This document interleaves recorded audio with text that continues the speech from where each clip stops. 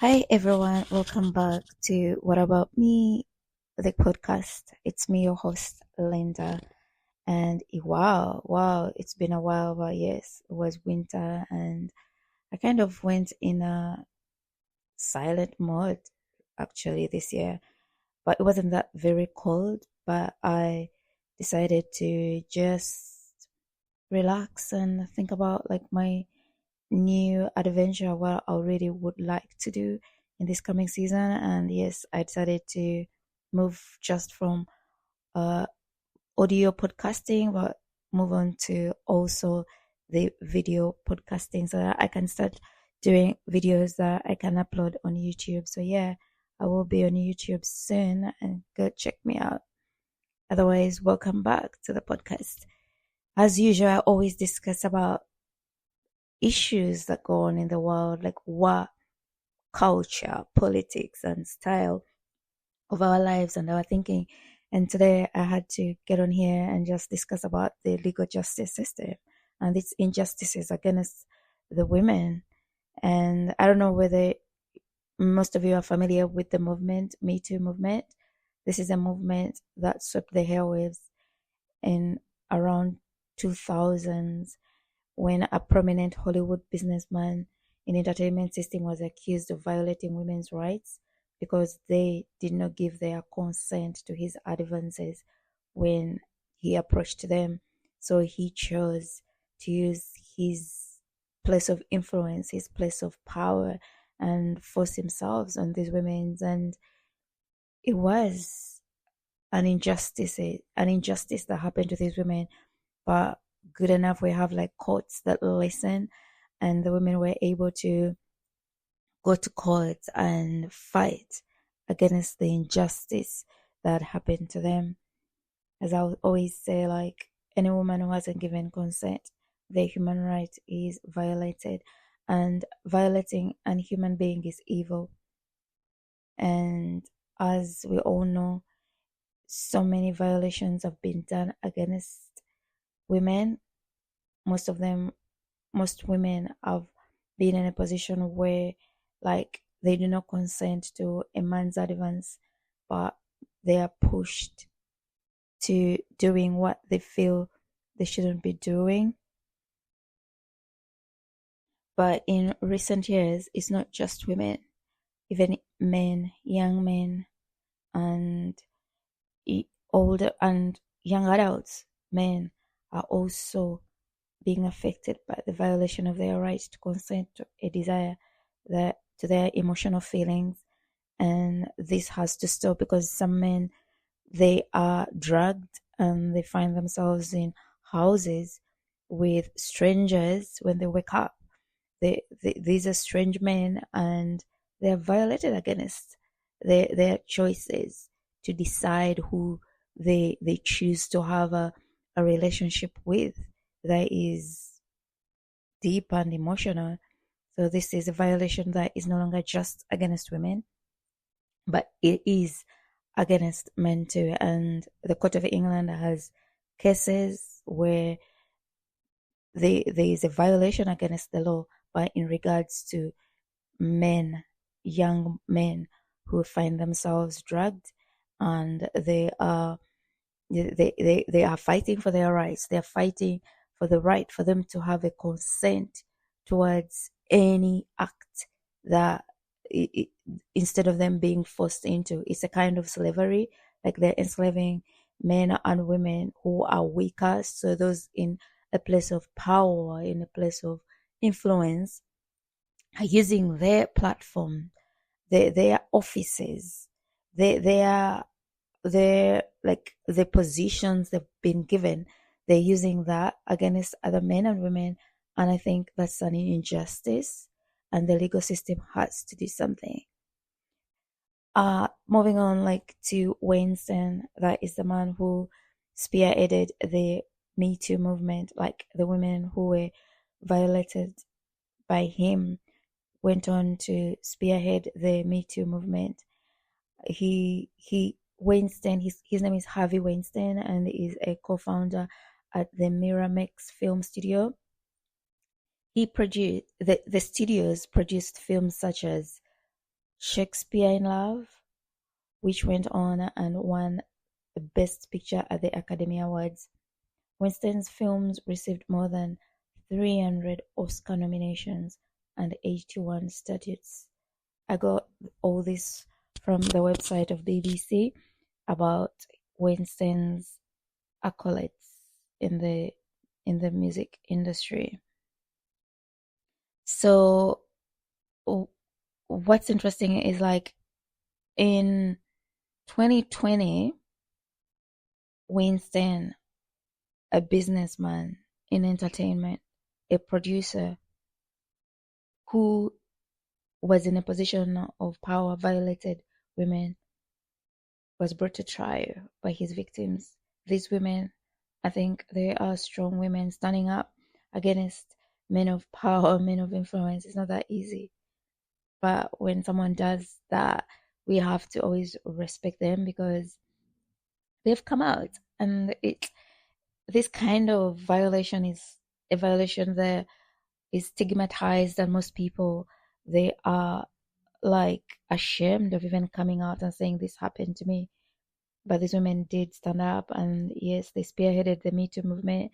Yes, so many of them, some of them were like attacked for the movement, but they stood. And you know what? If that is their truth, if this injustice happened to them, they have a place in society, and they should be given that voice and heard. However, this year 2024, on the 25th of April, Weinstein's conviction of 2020 was overturned by the Court of Appeal. And you know, I'm not going to say that it's Weinstein's fault, and I'm not going to say that it's the victim's fault, but it is the legal system. It's the injustice of the legal system that the prosecutor who was in charge knew the law but decided to allow in inadmissible witnesses, and that jeopardized the case. Even though we wanted to see like a victory for these women, we wanted to hear that these women have won their battle fighting against this man. But when we woke up on the 24th and heard this news, it was just like a slap in the face. Like, what is going on here? Why did the prosecution fail to follow the law? Because any lawyer in the criminal justice system knows that the prosecutor's right in the courts of law, in the criminal court, is to produce beyond reasonable doubt evidence that the accused is guilty of their accusations. So for us, waking up in the morning, or waking up all of a sudden you read the news or you listen to the news and you find such news being broadcasted, like, it's actually the prosecution. They presented evidence that could create reasonable doubt on the courts of appeal. Something has to be done within the justice system so that when someone is guilty, the victims don't have to relive the pain they had. Like, this ugly act happened to them, and now the person who did this ugly act is somehow out there living a free life with no repercussions. The justice system is meant to protect the innocent, but in this case, I feel the innocent are not being protected by the justice system. Therefore, because the prosecution allowed inadmissible evidence in court, and the trial judge did not tell the jury that this evidence should not be included when making a decision, the Court of Appeal had to overturn the decision. So on the 25th of April 2024, we had to hear that Weinstein's conviction has been overturned. Yeah. But remember last year in 2023, Weinstein was sentenced in a Californian court for 16 years for the same acts against women alleged by an Italian model and actress in Beverly Hills that happened in Beverly Hills Hotel in 2013. This conviction is not affected at the moment. However, what we've heard so far is that his lawyers, Weinstein's lawyers, are going to California to see that that conviction is overturned too. This is, it is quite depressing for the victims. And I think like at this time we have to remember all the women and all the girls that suffer at the hands of people they trust, because they are people society has allowed to have power, to have influence. And this is a man who was praised.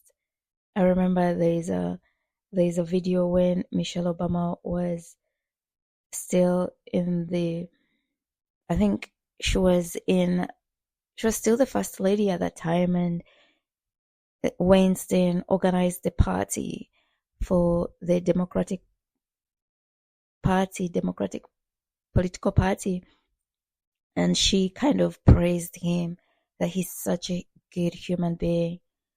If you Google or go on YouTube, you will find this information there.